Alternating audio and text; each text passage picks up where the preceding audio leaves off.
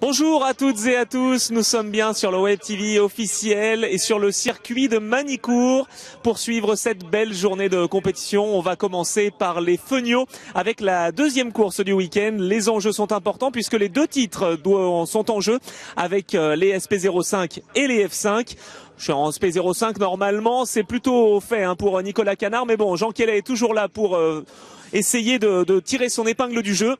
Alors qu'en F5, on a 3 pilotes qui peuvent essayer de décrocher le titre avec notamment Marc-Antoine Danielou, Alexandre Barbia qui fête son anniversaire aujourd'hui et puis Renaud Malinconi. Donc on a vraiment beaucoup de bagarres et puis dans cette journée, on espère que vous allez la passer en notre compagnie bien sûr sur internet avec donc la Web TV officielle en partenariat avec Michelin sur ces V2V Endurance Series, la 6e manche des 7 au programme de cette saison 2017. Il y aura également de la monoplace, il y aura également l'endurance proto, 6 heures d'endurance proto qui va se terminer aux alentours de 22h35. Donc là aussi, on aura vraiment une grande journée de compétition ici sur le circuit de Manicourt. On espère que vous allez passer une très très bonne journée en notre compagnie, que ce soit sur la Web TV ou sur le circuit de Manicourt. On vous souhaite donc une très belle première course et on va se retrouver dans la cabine de commentaires pour vous faire vivre au mieux avec Alexandre cette première course de la journée, la deuxième des Feniaux.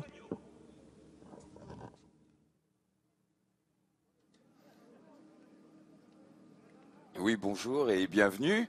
Je suis Alexandre, je vais commenter avec Anthony cette course 2 du challenge Feniaux V2V Sport. Donc, vous avez suivi déjà une bonne partie de l'année, vous connaissez, vous savez qu'il y a 2 catégories, les SP05, les plus grosses, c'est les Feniaux 5, un peu plus anciennes, donc deux courses séparées en une, 2 classements deux classements pour chacune des catégories.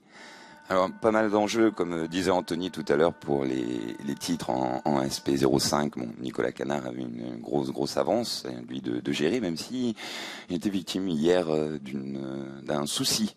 Il l'a crevé, puisqu'il lui a fait perdre, lui qui menait, il lui a fait perdre la première place au profit de Jean Kellet.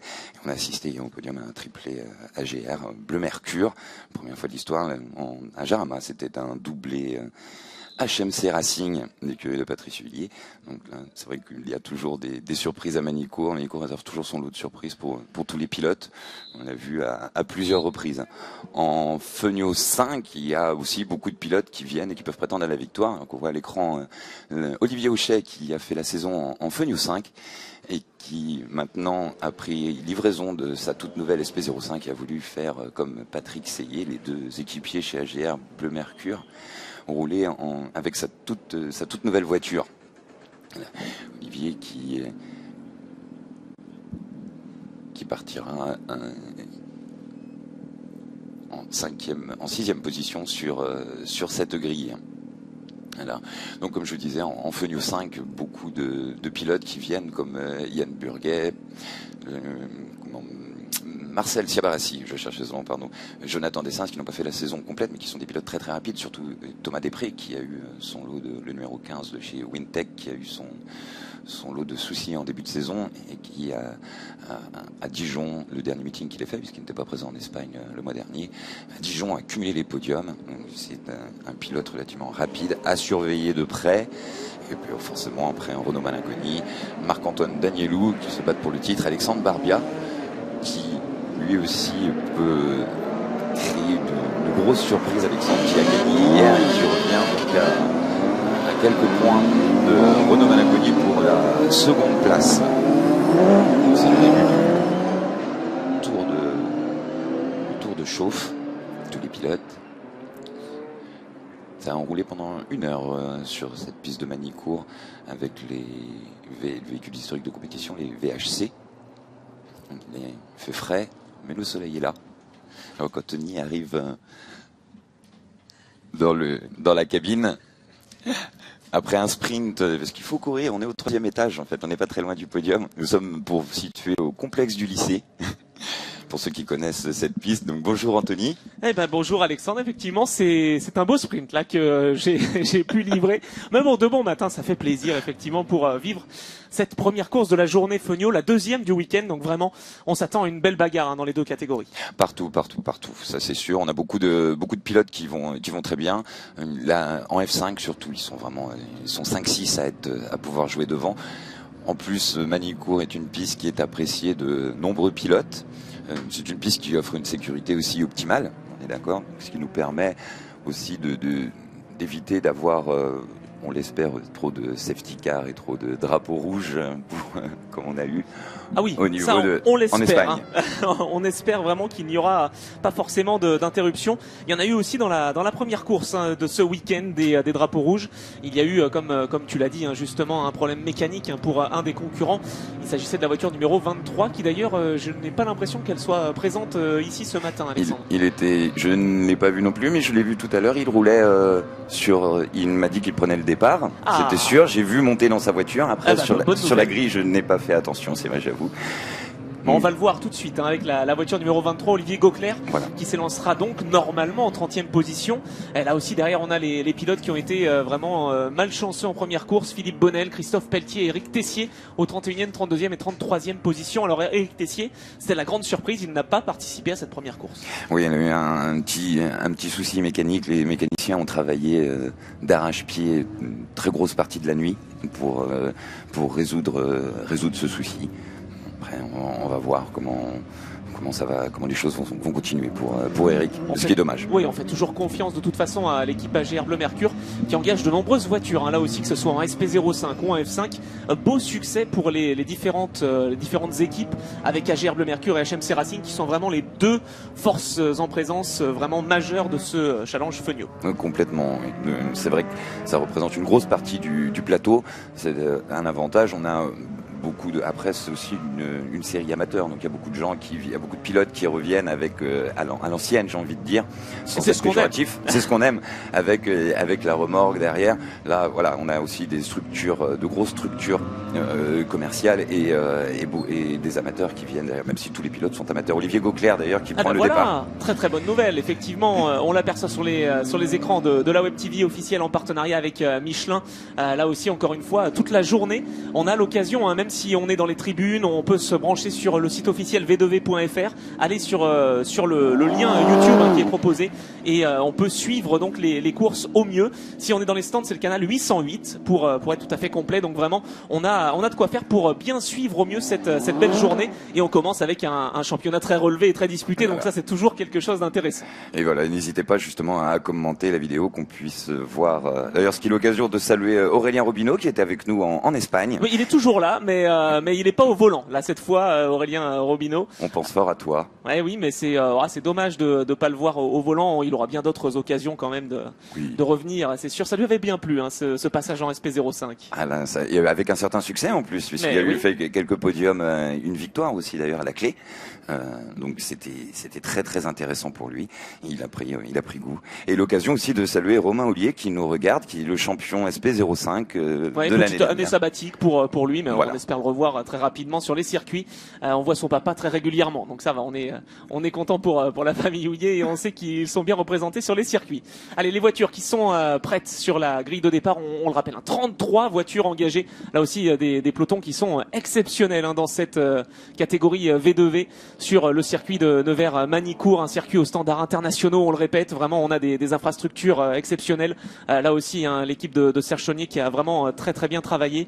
Et on a les feux rouges qui s'allument, les 4 feux au 5e feu. Et à l'extinction de ceux-ci, ce sera parti. Voilà, c'est parti avec le très très bon envol de Jean Kiellet. Il est pourtant pas forcément habitué à faire de bons envols. Je vais pas me faire un ami là, Jean. Il écoutera peut-être le replay de cette course. Mais en tout cas, il est très très bien parti. Et derrière, en F5, attention, on sait que les pneus sont froids, mais les esprits sont chauds. Oui, ça toujours. Et puis c'est la course du matin. Là, le premier étranglement avant Estoril. Et voilà, Jean-Marie Huette qui perd la voiture. C'est pas passé loin avec Thomas Després et Frédéric Fauchère sur la numéro 8 de la SP05 qui est reparti. Jean-Marie Huette un 360 et c'est allé. Maintenant, ça va être surtout au freinage d'Adélaïde. Un excellent départ aussi, triplé AGR Bleu Mercure avec Guillaume Véra en 3e position qui a pris un bon départ. Derrière, c'est Prudence au premier freinage. Oui, oui, oui, effectivement. Prudence aussi pour Nicolas Canard avec la voiture numéro 20 qui partait en 24e position. Il est au milieu du peloton F5. Là aussi, il faut faire attention à Adélaïde. Et il vient de se défaire de son adversaire Christophe Pelletier qui lui aussi avait connu des difficultés en première course. Alors on rappelle quand même que l'enjeu pour le titre en SP05, il occupait Nicolas Canard et Jean Kellet. Mais j'ai l'impression qu'après la première course, il a pris plus qu'une option, Nicolas Canard, sur le titre. Oui, oui. De toute façon, V2V Sport annoncera, alors que oui, Nicolas Canard essaye de trouver vraiment l'ouverture pour dépasser le peloton d'SP05. Sébastien Génigro sur la 56. Oui, qui a des dégâts sur son aileron. Une petite touchette, bon, rien de bien méchant, hein. Ça ne l'empêchera pas de continuer à rouler. Il faut absolument, de toute façon, on va pas s'arrêter pour ça. Ouais, alors attention par contre de ne pas partir en survirage parce qu'on sait qu'à Jarama il s'était déjà fait une petite frayeur aux essais. Et puis après en course. Avec sa SP05, c'est pour ça. Oh, des bêtes derrière justement, Sébastien Génigro qui part en travers accroché, j'ai l'impression, par Marcel Sciabarachi. Ça a été un peu compliqué là dans la chicane juste d'Imola.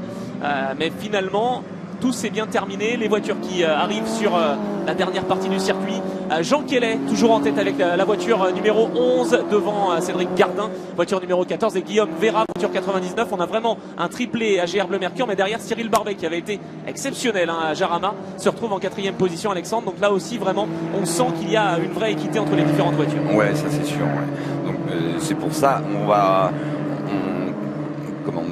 Cyril qui était un tout petit peu plus en retrait pendant les essais, là, a retrouvé pas mal de performances depuis la course d'hier.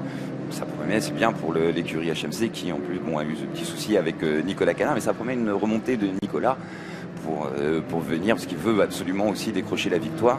Derrière, ça se montre, c'est Patrick Seillet sur la 21 qui prend le meilleur sur Yves-Oran. Devant, la 69, c'est Olivier Auchet, son équipier aussi chez AGR Bleu Mercure, et Cyril Barbet qui se retrouve au milieu du paquet AGR, qui défend les chances d'HMC Racing jusqu'au bout. Ouais, c'est bien ce qui se passe là sur la piste. Il y a vraiment beaucoup d'affrontements. Et puis, eh bien, Patrick Seillet, qui débute en SP05, avait réussi à s'emparer d'une position sur la première ligne en première course. Bon, il a été un petit peu trop optimiste, on va dire. Il a anticipé le départ, c'est ce qui explique qu'il a été ensuite pénalisé et rétrogradé. Mais c'est vrai que ce sont des beaux débuts pour Patrick Seillet. On sait que Virginie nous suit sur Facebook et en vrai d'ailleurs. Mais Patrick est vraiment très à l'aise avec sa SP05. Ouais, voilà, il était un peu fébrile au départ, alors que là en F5, il y a une bataille pour la seconde place, c'est Renaud Malinconi sur Jonathan Dessens. Renaud Malinconi, il a 81 à gauche de l'écran, en plus Nicolas Canard qui est derrière. Jonathan qui ferme la porte au... oui, l'ex-rallyman, là, Jonathan Dessens avec notamment Samuel Tessier là, qui ne se laisse pas faire. Renaud Malinconi à l'extérieur. Renaud est motivé, il veut absolument remonter. Nicolas Canard derrière. Avec Yann Burguet aussi en F5 décidément. Frédéric Faucher du point. Attention, Jonathan Dessens qui est au ralenti avec la voiture bleue numéro 88. Ouais, c'est ça pour l'équipe AGR Rouge Mercure Racing Team. Et au virage du lycée là, c'est pas évident avec Nicolas Canard qui vient de se défaire de deux de ses adversaires. Et derrière, il y a Renaud Malinconi qui klaxonne aussi avec la voiture 81. Yann Burguet qui se porte un peu à la hauteur. Ça va être l'accélération. Yann Burguet les deux hommes qui sont côte à côte, mais pour l'instant ça ne passe pas. Et c'est encore Renaud Malinconi avec le numéro 81 qui reste devant. Mais là aussi des beaux affrontements. Et on sait qu'en F5 ça va pas être gagné pour Marc-Antoine Danielou. Alors oui, il a pris une bonne option effectivement là aussi, mais derrière on ne veut pas se laisser faire avec notamment Renaud Malinconi. Et puis on en a parlé tout à l'heure, Alexandre Barbia qui lui fête son anniversaire. Où se trouve-il, Alexandre? Il est en première position. Il est leader. Tout se passe bien jusque là. Il est leader, il continue. Donc là, Renaud Malinconi 2, Yann Burguet 3, Jonathan Dessens 4 et Dekel. What a race for Dekel now is fourth in this race too. Right, great performance for the Israeli driver. 17th on this track with the number 49 car, and is way ahead of his opponents, while Sébastien Génigro est au stand. Sébastien Génigro qui avait des soucis à l'arrière de sa voiture. C'est l'abandon pour le pilote de la voiture 56, décidément un peu de réussite vraiment pour Sébastien. Yann Burguet chaud sur les freins au virage du 180 qui est un virage en appui et qu'on emmène vraiment très très loin ses freins pour aller chercher le point de corde.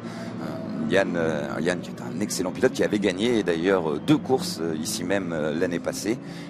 Généralement il vient, il gagne. Il l'a fait cette année, il vient à Portimao, comme ça, personne ne connaissait le circuit, il a eu quelques soucis au début, il gagne la course 3. Il faudrait qu'il vienne plus souvent en fait, il faudrait qu'il fasse des saisons complètes, Yann. S'il pouvait le faire, il le ferait bien sûr. Il l'a fait. Après, oui, c'est vrai que les obligations professionnelles. Alors que Jean Quelet creuse l'écart sur ses équipiers, sur Cédric Gardin, la 14, deuxième.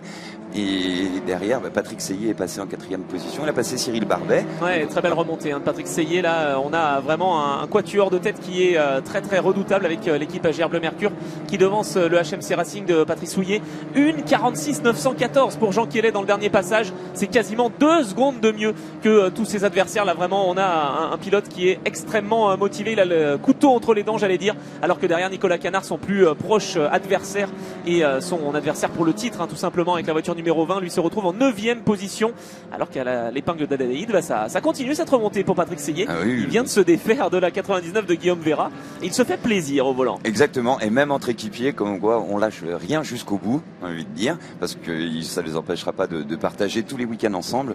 Et ils sont vraiment, c'est sur la piste que ça joue, c'est ça le challenge Feugnot. Il y a une grande convivialité en dehors. Oui, Patrick allume les pneus au freinage. Oui, vraiment. C'est-à-dire que là, vraiment, on attaque fort sur la piste et puis ensuite dans les paddocks, on est vraiment, c'est l'ambiance bon enfant et c'est ce qu'on aime justement dans ces V2V Endurance Series, que ce soit en Feugnot, que ce soit en Proto, que ce soit en GT, en VHC aussi bien sûr, et puis en monoplace, on a vraiment une très très bonne ambiance et c'est ce qui donne envie de venir voir ces courses là aussi, et de participer même si on pouvait. Mais c'est vrai que c'est toujours quelque chose de remarquable et c'est ce qu'Eric Van de Viver veut bien sûr pour sa discipline. Et on le voit, il y a du spectacle, c'est ce qu'on voit aussi. Cyril Eslander qui soutient Cyril Barbet et qui reconnaît vraiment que le spectacle est au rendez-vous et on ne peut que effectivement acquiescer. On est vraiment toujours très très enchanté par ces différentes courses. Il reste 12 minutes 40 dans cette épreuve, 20 minutes de course, on le rappelle Alexandre, et c'est vrai que c'est toujours très intéressant de bien figurer dans la deuxième course parce que la grille de départ de la troisième va être en fonction des deux résultats, c'est ça? Exactement, c'est la moyenne des deux courses, donc il ne faut surtout pas avoir un problème dans la course 1, parce que ce qui est un peu le cas de Nicolas Canard qui partait dans le fond, et à ce moment-là quand même il faut bien figurer dans la course 2 et c'est donc la moitié de la moyenne des deux positions, donc les deux courses sont importantes pour la troisième pour justement avoir un excellent week-end. Et on peut constater le duel à distance à coup de chrono et de partiel entre Jean Quelet et Nicolas Canard. Meilleur premier partiel absolu pour Nicolas Canard et meilleur tour en course pour Jean Quelet, une 45 979, alors que Nicolas Canard a signé une 46 394. Oui, alors Philippe Bonnel qui s'est défait dans le peloton de l'un de ses adversaires, j'ai l'impression que c'était Dekelnar, mais je suis pas sûr. Je pense que Philippe Bonnel avec la 27 remonte bien avec sa SP05 au milieu des F5 et derrière on a eu un petit coup de projecteur sur la voiture numéro 5 de William Tenekedzian, là aussi qui a fait de très bons débuts à Jarama et qui continue sur sa lancée, William Tenekedzian qui est engagé dans la catégorie B en SP05, donc vraiment c'est toujours très intéressant pour les différents pilotes de pouvoir se mesurer à des adversaires comme Jean Quelet par exemple avec la voiture numéro 11 qui est solide leader là vraiment. Voilà. Oui, donc pour en revenir sur William, le fils d'Harry. Oui.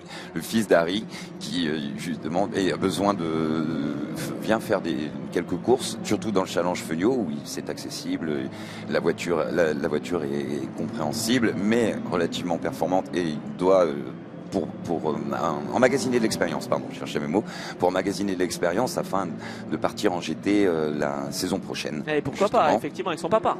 Exactement. Ça serait l'objectif. Ce serait l'idée. Alors, donc, meilleur second partiel absolu pour Jean Quelet. Patrick Seyé signe le meilleur troisième partiel et nouveau record du tour pour Jean Quelet. Ça se bataille absolument partout dans ce challenge. On voit Alexandre Barbia toujours leader en F5, Renaud Malinconi second et meilleur chrono, une 52.0, une 52.5 pour Alexandre, et Yann Burguet une 52.1, troisième devant Jonathan Dessins. Renaud Malinconi, l'Albigeois qui reste sur 2 places de vice-champion si je ne dis pas de bêtises en F5. Il aurait bien voulu le titre cette année, ça va peut-être être encore compliqué alors qu'on aperçoit Patrick Seyé qui remonte là sur cette piste avec le dépassement à l'épingle d'Adélaïde sur la voiture numéro 14 de Cédric Gardin. C'est pour le gain de la deuxième position, lui qui a été finalement appelé sur le podium hier mais finalement rétrogradé. Patrick Seyé, il veut absolument son podium à la régulière et là pour l'instant il le tient, il est deuxième derrière Jean Quelet, il a mangé du lion ce matin. Ça c'est clair, ça fait plaisir pour Patrick, en plus première course en SP, il fait la meilleure qualification de sa carrière en fait en Feugnot, toutes catégories confondues, puisqu'il a fait second hier lors de la séance derrière Nicolas Canard. Et en plus, au podium, alors un peu fébrile au départ, la cellule a été déclenchée, c'est un petit peu dommage. Mais bon, maintenant, il a compris, il n'a pas fait la même erreur aujourd'hui. Et au contraire, avec un certain succès, il est remonté pour retrouver cette place qu'il avait. C'est vrai que Jean est un cran au-dessus, en fait. Oui, là, j'ai l'impression que sur le circuit de Manicourt, il lui convient bien à Jean Kelly, alors que William Tenekezian s'arrête dans la voie des stands. L'équipe HMC Racing, là, qui accueille la voiture numéro 5. C'est terminé, j'ai l'impression, pour William Tenekezian. Dommage pour la famille qui eh bien, ne pourra pas célébrer un drapeau à damier pour cette deuxième course du challenge Feugnot, alors qu'il reste moins de 10 minutes dans cette épreuve. Patrick Seyé avec la voiture 21 qui devance la 14 de Cédric Gardin, et derrière on retrouve Guillaume Vera avec la 99 qui devance la voiture jaune de Cyril Barbet, la 25, et Nicolas Canard qui remonte 6e position pour Nicolas Canard, champion 2012, possiblement champion 2017 également. Il pourrait décrocher un deuxième titre, Nicolas Canard, et c'est vrai que c'est toujours très très intéressant de voir ces remontées là. On sent vraiment qu'il est quasiment un cran au-dessus, hein. Pareil que Jean Kelly, on a vraiment deux hommes forts dans ce championnat. Oui, ils étaient vraiment tous les deux. Bon, alors qu'on a vu rapidement à l'écran la carrosserie un peu ouverte d'Alexandre Barbia, la 33, sur son côté droit. Il aurait peut-être pris un touché quelque chose. Ouais, dégâts cosmétiques effectivement pour la 33 de Alexandre Barbia, alors que on a un passage au stand obligatoire qui est annoncé pour Jonathan Dessens. Ben oui, effectivement, drive-through penalty pour le pilote de la voiture 88. Là, il faudra qu'il repasse par la voie des stands. Certainement une ligne de course non respectée dans la chicane, on peut le supposer. Dommage, hein, pour Jonathan Dessens, lui qui a l'habitude de rouler hors piste, parce que en rallye, voilà, on passe un peu hors piste, on passe en travers, etc. Là, c'est pas la même conduite, mais il s'en débrouille très très bien. Bien sûr, on le charrie, mais il se débrouille très bien, Jonathan, puisqu'il roule avec cette voiture 88, et il a été remarquable à Jarama. Ah oui, complètement. Il a fait 3, 2 et 1, donc on ne peut pas rêver meilleure progression. Pour au général des F5, il a vraiment gagné, déjà même l'année dernière, parce qu'il avait fait ses débuts à Manicourt. Sa toute première course était faite à Manicourt. Et il avait progressé aussi tout au long. On savait que c'était quelqu'un qui allait très vite. Il a une grande expérience en rallye. Il a beaucoup de choses en rallye, sur terre, dans l'autocross, dans différentes catégories. Ouais, c'est bien d'avoir aussi une vraie variété, hein, d'expérience sur les différentes pistes du monde, que ce soit des pistes en terre ou des pistes en asphalte comme ici à Manicourt, alors qu'il reste 7 minutes dans cette épreuve. Et pour l'instant, la bagarre qui va nous intéresser, c'est Cyril Barbet avec la 25 devant la voiture numéro 20 de Nicolas Canard. Nicolas Canard qui est juste derrière son équipier. Ouais, attention, ça va pas être évident peut-être pour Nicolas Canard de trouver l'ouverture sur Cyril Barbet, puisqu'on sait qu'à Jarama, Cyril Barbet qui avait perdu une victoire sur tapis vert, mais il l'avait quand même sur la piste, cette victoire. Cyril, donc voilà, on pense vraiment qu'il peut monter en puissance là aussi. Là, on est sur le dernier meeting de la saison, Alexandre, mais pour l'année prochaine, je pense qu'il faudra le surveiller, hein, Cyril Barbet, alors qu'il ne va peut-être pas insister. Il n'insiste pas, hein, face à Nicolas Canard, qui s'empare d'une position supplémentaire. Là aussi, l'enjeu du titre est important, et Cyril l'a bien compris. Oui, bien sûr, il y a quand même cette notion de sportivité entre les équipes. Il est parfaitement logique. Nicolas joue le titre, et Cyril peut en profiter comme un lièvre, en fait, pour justement progresser derrière. Nicolas peut l'emmener, aller chercher devant lui Guillaume Vera, qui a creusé un petit écart. Donc à voir. Nicolas pourrait peut-être menacer le triplé AGR Bleu Mercure dans les 6 minutes qui restent. Oh oui, même le quadruplé là pour l'instant, parce qu'on a Jean Kelly, Patrick Seyé, Cédric Gardin et Guillaume Vera en première, deuxième, troisième et quatrième position. Très très belle réussite, hein, pour l'équipe AGR Bleu Mercure, alors qu'attention, on dépasse certains concurrents attardés. Ouais, belle manœuvre de sportivité, hein, là de Stéphane Prieur, qui est aussi chez HMC Racing, donc équipier de Nicolas Canard, qui essaye de ne pas gêner, bien sûr. Voilà, et qui revient. Il avait fait une petite pige l'année dernière au Castelet. Ouais, c'est toujours un plaisir, hein, de voir ces différents pilotes, voilà, venir, repartir, revenir. On sent vraiment qu'il y a un vrai attachement à ces courses Feugnot, et c'est toujours très intéressant. Alors que Marc-Antoine Danilou reçoit un drapeau d'avertissement, tout comme la voiture numéro 69 qui n'est autre que celle d'Olivier Auchet. On a vraiment des avertissements. Là, la direction de course est vigilante et veille au grain, j'allais dire, hein. Tous ces commissaires sportifs de la FFSA que l'on salue là aussi, ils font vraiment un travail remarquable, parce que pour voir tout ce qu'il faut, ils ont les yeux rivés sur tous les écrans, hein, là véritablement, ici sur ce tracé de Manicourt, et ce n'est pas facile de prendre toujours les bonnes décisions. Non, ça c'est vrai là-dessus. Mais là pour c'est vrai que les drapeaux d'avertissement, il y a tout un système de cellules qui a été positionné au niveau au niveau des deux chicanes, Imola et du Nürburgring. Après, bon, comprenant que c'est aussi une série amateur, alors que oui, Olivier Auchet voudrait reprendre sa place avec Frédéric Faucher du Wintec Racing, le numéro 8, qui l'a dépassé dans la ligne droite des stands quelques mètres avant, et Stéphane Prieur qui s'écarte tout naturellement pour laisser passer les plus rapides SP05 qui lui prennent un tour. Donc oui, les commissaires ont tout un système sur les chicanes pour éviter le débordement à l'extérieur. Après, ils le préviennent, en fait, ils comprennent aussi, ils ne sanctionnent pas tout de suite. Donc c'est un avantage. Après, aux pilotes aussi de se tenir au courant et de rester sur la ligne de course, donc les deux bandes blanches qui symbolisent, qui sont la piste, en fait, de ne pas dépasser quand on a des portions comme la portion verte que l'on voit à gauche de l'écran.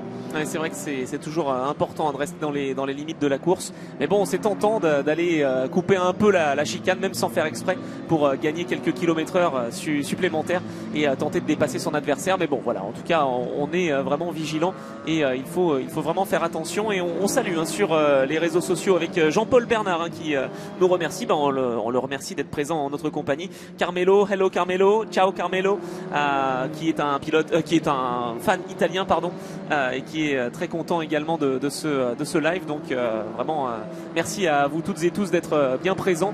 Et pourtant il est tôt, là 10h23 en ce samedi matin, mais la course vraiment bat son plein et l'affrontement bat son plein entre Alexandre Barbia et Renaud Malinconi, alors qu'on arrive sur la dernière partie du circuit au virage du lycée. Que va-t-il se passer ici pour les deux hommes? Là on va suivre cela. Eh ben, il est passé, il est toujours devant, pardon, Renaud Malinconi avec la voiture numéro 81, mais derrière Alexandre Barbia n'est pas loin du tout avec la voiture numéro 33. On a vraiment les deux hommes également qui se battent pour le titre en catégorie F5. N'oublions pas bien sûr Marc-Antoine Danielou avec la voiture numéro 12 qui lui est un petit peu plus loin là ce matin. Il est même très loin, il est 29e du classement général pour Marc-Antoine Danielou. Ouais, attention. Le travers d'Alexandre Barbia au freinage début de la courbe d'Estoril, il a mis la voiture en dérive des 4 roues, debout sur les freins, il y avait de la fumée un peu partout.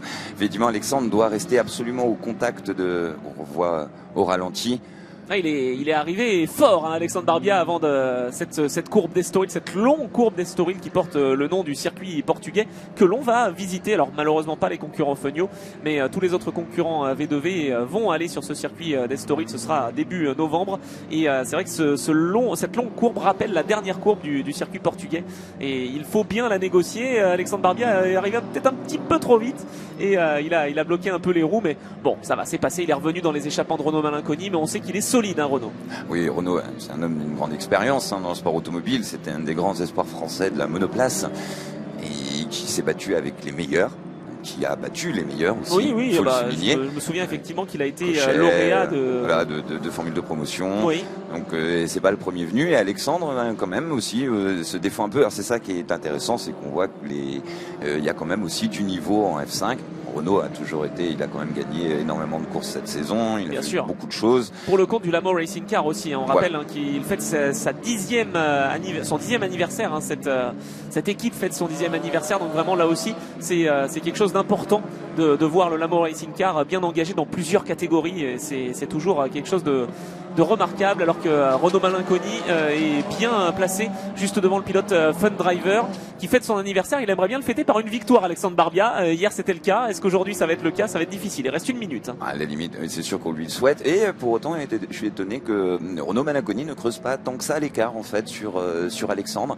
Oh là là, encore une fois ici là dans ce virage d'Estoril. Ouais, il faut garder la tête froide et surtout ne pas. Et les pneus chauds. Et les pneus chauds, mais surtout ne pas laisser Renaud partir vraiment trop loin pour garder le contact, parce qu'il peut aussi se passer quelque chose alors qu'il reste 30 secondes. Attention à ne pas surpiloter, effectivement, c'est ça aussi le secret, Alexandre, ne pas trop utiliser les pneus, alors qu'attention Patrick Seyé qui se défait de retardataire. Parfait, c'est passé avant le virage du lycée. On revient sur Marc-Antoine Danielou là aussi. Marc-Antoine Danielou qui va prendre un tour par les SP05. Ouais, journée peut-être un peu difficile pour Marc-Antoine Danielou, alors que du côté des stands, c'est Philippe Roth du HMC Racing qui est à l'arrêt, là j'ai l'impression, à la sortie des stands. La voiture jaune qui vient s'immobiliser sur la partie verte. Là aussi, très bel esprit sportif. Il vient s'écarter de la trajectoire idéale. Comme c'est le dernier tour, donc ça ne gênera pas grand monde. Mon drapeau jaune annoncé à partir de la dernière chicane, de la ligne de départ. donc, ou la ligne de départ, donc ça ne gênera pas Jean Quelet qui donc peut gérer l'avance qu'il a sur ses deux équipiers Patrick Seye et Cédric Gardin, mais Nicolas Canard est passé quatrième, a doublé Guillaume Vera pour la quatrième place. Ouais, belle bagarre, hein. C'est vrai, effectivement, sur cette piste de Manicourt, on a vraiment beaucoup d'affrontements dans toutes les catégories, alors que Marc-Antoine Danilou est un peu au ralenti, hein, sur cette piste, et Jean Quelet va se diriger d'ici quelques instants vers la victoire. La voiture numéro 11 qui vient de sortir du 180 et qui va arriver dans la chicane d'Imola. Pour tous les spectateurs présents, effectivement, ce circuit de Manicourt, il est exceptionnel là aussi pour ça, parce qu'on peut avoir une vraie visibilité sur quasiment l'ensemble du circuit, et c'est toujours quelque chose de remarquable là aussi. Coup de chapeau au créateur, hein, de ce circuit qui a été inauguré en 1991 dans sa fonction, j'allais dire, actuelle, et dans ce tracé actuel. Donc là, vraiment, ça a été quelque chose d'assez intéressant, et on va suivre d'ici quelques instants l'arrivée pour le leader Jean Quelet, qui vient de dépasser le dernier virage du lycée. Attention quand même pour la deuxième position, Alexandre, c'est serré, mais c'est bien Jean Quelet qui s'impose dans la deuxième course de ce week-end. Et Patrick Seye qui termine devant Cédric Gardin. C'était chaud, Cédric était revenu dans les échappements de Patrick. Oui, attention à bien ralentir, hein, quand même, messieurs, après la ligne d'arrivée, parce que la ligne d'arrivée, elle est au début de la ligne droite, hein. Elle est pas à la fin de la ligne droite. Voilà, Nicolas Canard quatrième. Quelle remontée de Nicolas. Ah oui, il a dépassé Guillaume Vera, effectivement, dans les derniers instants. Guillaume Vera sur la 99 qui a dû laisser passer Nicolas Canard, toujours redoutable, hein, Nicolas Canard, qui se retrouve donc quatrième au pied du podium. On est en partie 27e, je crois. Donc vraiment très belle performance de la part de la voiture numéro 20. Là aussi, encore une fois, c'est quelque chose de remarquable, et on va suivre sur les écrans géants la voiture numéro 12 qui coupe la ligne. Voilà, c'est fait pour Marc-Antoine Danilou. Là aussi, vraiment balade de santé, j'allais dire, promenade de santé, parce que au niveau du championnat, il est très bien placé. C'est sûr, donc il peut se permettre de gérer. Par contre, il nous reste toujours Renaud Malinconi et Alexandre Barbia qui vont pas tarder à finir. Ça y est, Alexandre est toujours dans l'échappement de Renaud. Ça va être un peu juste pour porter une attaque quand même. Non, Renaud qui passe le complexe du lycée, la dernière chicane sur la ligne. Renaud qui gagne devant Alexandre Barbia, 1 et 2.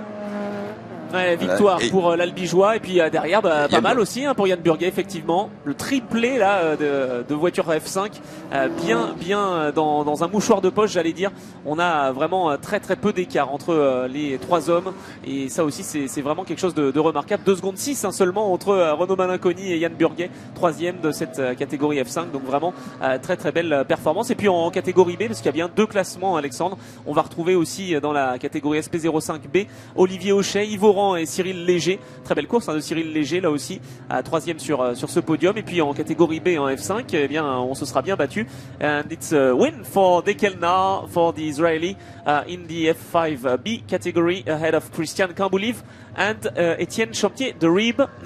Great race really from all the drivers here in Manicourt for this Fenio, the first race of the day, second race of the Fenio Cup, Fenio Challenge, for this great final, for this championship, as we see Jennifer Michel. Jennifer Michel, la pilote féminine qui termine un petit peu loin malheureusement, Alexandre. Alors au niveau du championnat, elle pourrait bien quand même conserver sa 4e position. C'est ce qu'elle veut absolument. Elle a aussi un peu de marge, elle a de quoi faire. Elle a eu un abandon hier sur... Mais Olivier Gauclair aussi. Comme Olivier Gauclair, voilà. Sauf que Olivier avait un peu de points de côté, il avait 8 points, Jennifer en avait 12. Donc comme ils n'ont pas été classés, ils ont récupéré ces points puisqu'on retire les 2 plus mauvais résultats. Donc c'est pour Jennifer, maintenant elle n'a plus le droit à l'erreur, puisque ces 2 plus mauvais résultats sont 2 fois 0, et Olivier c'est 1 fois 0 et 1 fois 8 points. Donc rien n'est fait, il y a un peu de marge. L'équipe de V2V va faire donc tous les calculs pour voir ça, mais ça va être passionnant jusqu'au bout à suivre dans les aux différentes places du classement. Alors que les voitures rejoignent le parc fermé, on revoit les meilleurs moments sur la Web TV officielle en partenariat avec Michelin, avec le très bon envol de Jean Quelet, hein, rapidement devant Cédric Gardin et Guillaume Vera. Et puis derrière, on a les autres SP05 qui sont vraiment très bien placés. On a Jean Quelet qui a vraiment réussi une très belle performance. Première position pour Jean Quelet très rapidement. Et puis derrière la remontée, hein, de Patrick Seye, juste devant la voiture numéro 14 de Cédric Gardin. Et puis derrière, eh bien, la remontée également pour Nicolas Canard qui s'est défait notamment de son équipier Cyril Barbet. dans l'épingle d'Adélaïde, et puis ensuite il est même revenu sur la voiture numéro 99 de Guillaume Vera, alors qu'en F5 c'était la victoire de Renaud Malinconi devant Alexandre Barbia dans cette deuxième catégorie, et Marc-Antoine Danilou avait déjà pris une bonne option pour le titre hier, donc vraiment c'est quelque chose de remarquable. On va se retrouver pour le podium, Alexandre, tout de suite avec donc ces différents pilotes en F5, en SP05. Merci de m'avoir accompagné durant cette première course de la journée, toujours un plaisir de partager le micro. Merci Anthony, un vrai plaisir aussi. J'espère que pour vous aussi sur les réseaux sociaux, l'occasion de dire bonjour à Olivier, donc Aurélien, Émeric qui félicite Jean. Effectivement, on se retrouve à 13h35 pour la dernière course de cette saison du Challenge Fenio V2V Sport, puisque nous n'irons pas à Estoril. Prends la dernière avec. Ouais. Il n'y a plus de pression là pour la dernière. On n'a pas le choix. On voit Cédric Gardin qui est tout heureux aussi de monter sur ce podium cette saison. Il en a eu quelques-uns. Cédric Gardin, le champion F5 2016, qui il va consolider sa troisième place au classement provisoire Fenio. Équipe AGR Bleu Mercure qui arrive en force sur ce podium. Deuxième triplé consécutif, ils l'ont fait hier aussi. Il y a eu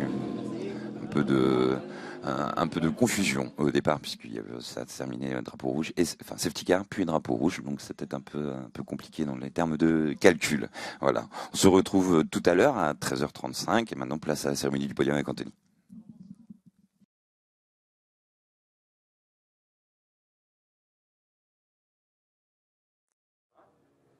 Ils sont toujours très motivés, les pilotes Fenio, c'est vrai que là c'est ce qu'on peut vraiment dire, et on les attend d'ailleurs au podium.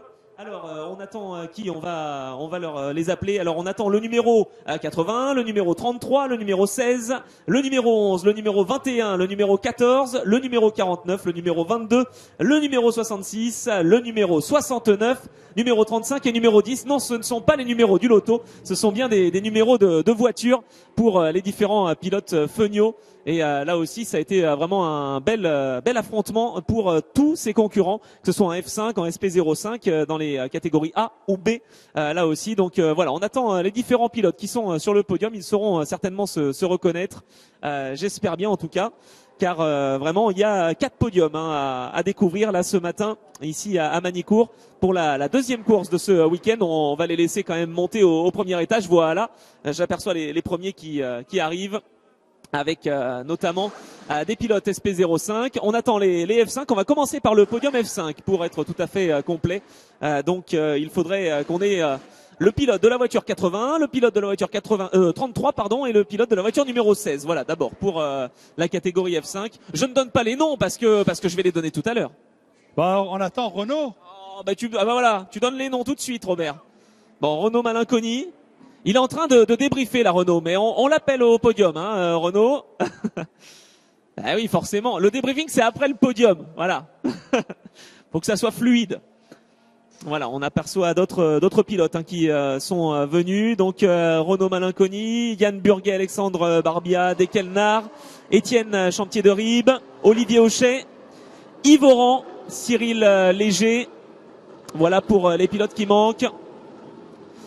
Alors, est-ce que les pilotes sont prêts alors qu'on aperçoit partir les voitures GT Tourisme, LMP3, PFV? Là aussi, vraiment le planning qui est toujours exceptionnel. Je suis pas sûr qu'on entende bien le podium sur le circuit. Sur la Web TV, il n'y aura pas de souci, mais sur le circuit, ça va être un peu plus compliqué. Donc, on a bien fait d'appeler les pilotes avant. Allez, on va se dépêcher, effectivement, Robert. On va peut-être commencer par le podium SP05 si tu veux bien, puisque les pilotes sont là. On va commencer par le podium SP05. Allez, avec la troisième position pour Cédric Gardin. Cédric Gardin, troisième position en catégorie SP05. Bravo à Cédric, très belle course pour lui. Voiture numéro 14. Un triplé AGR Bleu Mercure, puisqu'en deuxième position on retrouve un pilote qui avait déjà terminé à cette position sur la piste hier, mais qui cette fois pourra le célébrer, le podium. Patrick Seyé, deuxième position. Bravo pour sa première participation en SP05. Très très belle performance. Et puis pilote dominateur depuis hier, Jean Kellet, vainqueur donc ici à Manicourt, vainqueur de la catégorie SP05. Bravo à lui. on peut être ravi effectivement chez AGR Bleu Mercure. Merci messieurs, on va se retrouver voilà sur la plus haute marche du podium, lever les trophées et puis ensuite on va pour les photos se mettre sur la plus haute marche. Messieurs, regroupez-vous s'il vous plaît, voilà, c'est parfait pour les photographes. On sait que Hugues Laroche est toujours à l'affût, il n'y a pas que lui hein. Voilà, merci beaucoup messieurs. Allez, on va passer au championnat F5 pardon. On va espérer surtout avoir des pilotes hein, qui viennent. Merci messieurs, bravo à vous. Merci aux pilotes SP05. On n'a pas tous les pilotes F5, voilà pour l'explication. Bah oui, forcément, il y a un petit peu de mou hein, ici sur ces cérémonies de podium. Bah, ils veulent pas venir sur le podium, c'est bizarre. Hein. Franchement, je ne les comprends pas, Robert. Ils sont en bas. Allez, on appelle Alexandre Barbia, Yann Burguet. On appelle également Dekelnar. Ah, j'ai l'impression qu'il y en a qui arrivent. Christian Camboulive, il est là. Étienne Chantier de Ribes. Olivier Auchet. Yves Oran et Cyril Léger. Alors où sont-ils les pilotes F5?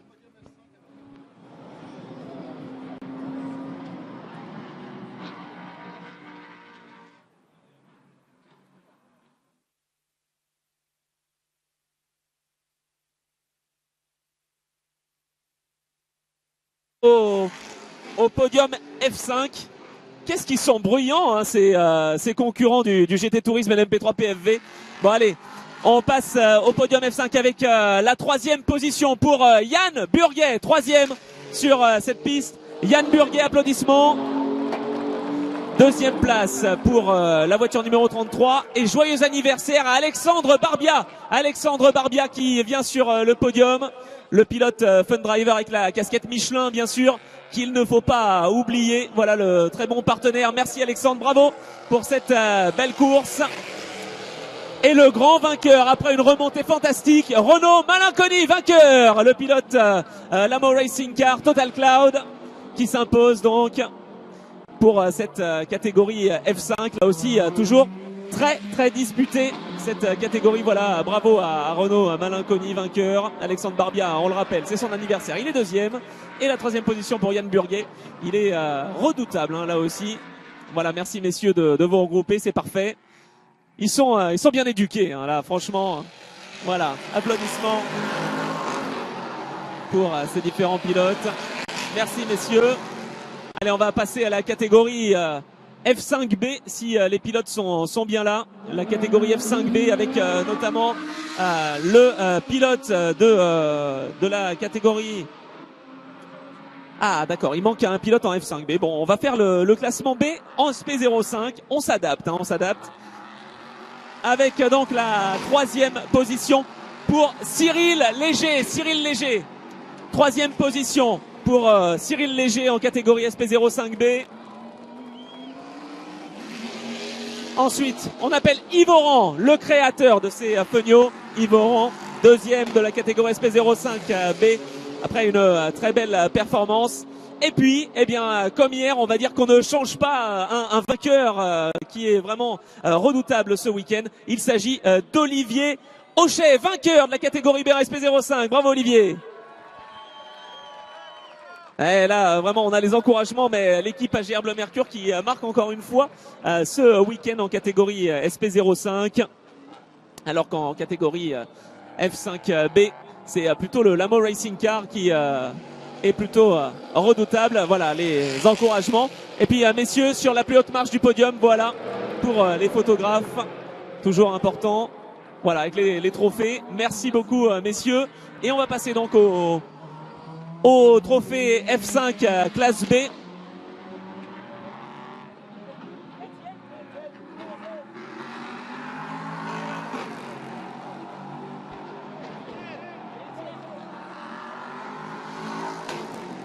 Allez, on va passer au podium F5B. Oui, on va y arriver. Hein, Robert, on va y arriver finalement les avoir ces pilotes. Ah, ils mettent du temps, mais on va y arriver. Ils sont rapides en piste. Ils sont pas forcément très rapides en après-course, j'allais dire, pour venir sur le podium. Ils aiment pas forcément le champagne, c'est bizarre.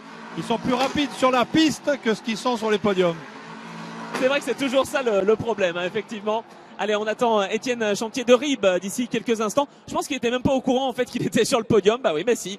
Il a fait une très belle course et donc il se retrouve en troisième position de la catégorie B, classement F5. Voilà, il arrive. Allez, au pas de course, Étienne Chantier de Ribes, troisième de la catégorie B en catégorie F5. Bravo, félicitations, applaudissements pour Étienne Chantier de Ribes. Deuxième position dans ce classement B pour Christian Camboulive. Christian Camboulive, deuxième. Pilote HMC Loyac, bravo, applaudissements. Là aussi, vraiment très très bel affrontement en catégorie B, classe F5. And the winner is Dekel Nar, the Israeli driver. Well done, Dekel Nar, after a strong weekend here. In Harama was a bit difficult for Dekel Nar and his team, but now he's first here in Manicourt.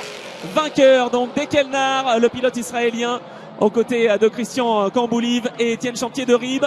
Voilà, sur la plus haute marche du podium. Merci beaucoup.